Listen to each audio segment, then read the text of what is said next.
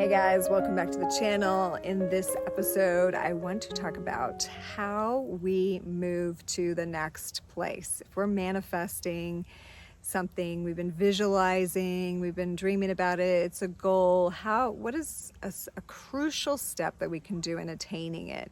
This kind of correlates with the world card and the tarot archetypes talk. I just posted that, so if you haven't checked that out, you might check that out. But when we're reaching a point in our manifestation, in the next phase of our journey, in our destiny, there comes a point where we have to surrender, right? We have to surrender, and we actually do it best by loving where we are in the moment. So even if you're wanting to get out of a situation, you're wanting to move, you're wanting to change jobs, you're wanting to be in a different relationship, like it comes to a point where acceptance and honor and actually even really sinking into where you're at and having deep gratitude for where you're at, that actually opens the doorway for the next thing. As funny as that is, right? The resistance and the wanting to get away from it is not really the key when you're trying to go forward. And so, I mean, it makes sense when you think about the integration process, because the only way you can really go to the next level in your progression is if you see the benefit of the journey, both sides, right? We've talked about this a lot. You see the benefit of the positive and the negative, and then you're allowed to go to the next level. That's like the shadow work integration, right?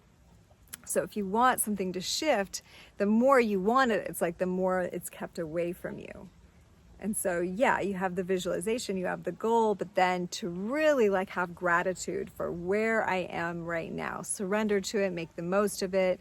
I've always found that if I want to move to a different place and I'm kind of not really liking where I'm at, if I just make that home the most cozy, the most, in alignment with me, then the universe will release me from it. It's like until we can really accept and love and adore and appreciate where we're at, we're not going to get the next thing. So if you want to grow, it's really sinking into where you are. That's not to become complacent and accept this is the only place that I'm going to be, but to really kind of suck the marrow out of that portion of your life is the doorway to opening to the next thing. So, and that goes for in relationship too.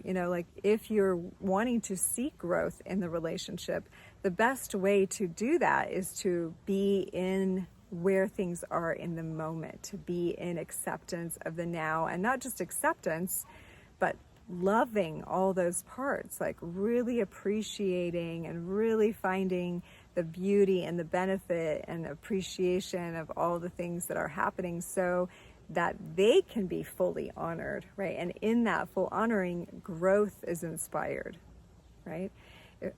Just take it for example, if someone is with you and they're constantly putting you down, right? It's a little bit hard to want to be a better person, even if it seems like that would solve the problem. It's kind of pushes down on you until you have to break away and go somewhere else. But if someone's really adoring and grateful for you, you start to realize that you could even be more, right? You could even express more. And so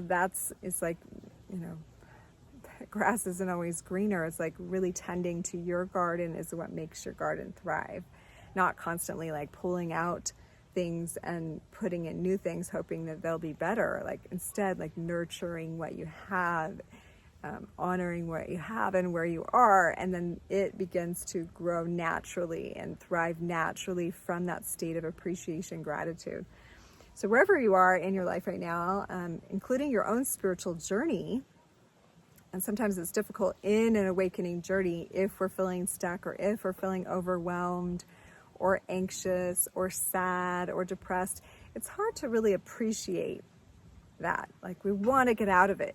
We want to take something to feel better. We want to exercise or meet someone new or take whatever it is that we think is going to fix where we're at. When the truth is really sinking into and loving about yourself and your life where you are, including anxiety. If you're in it, I always say, anxiety is a frequency change. You're going through a massive frequency change. So to be with it in full presence allows the shift, allows I was having like a cough last week. And I was starting, you initially are like, oh no, what's wrong with me? I need to take something to feel better. That's kind of like the way that society's taught us to go along lines of thinking. But then I started to like think about earlier in my awakening process, having like a lot of coughing that led to my throat opening up in a new way and having like my voice was adjusting. I was dropping more into myself, and I realized this is happening again. That part of this was just like sinking into my voice in a new way.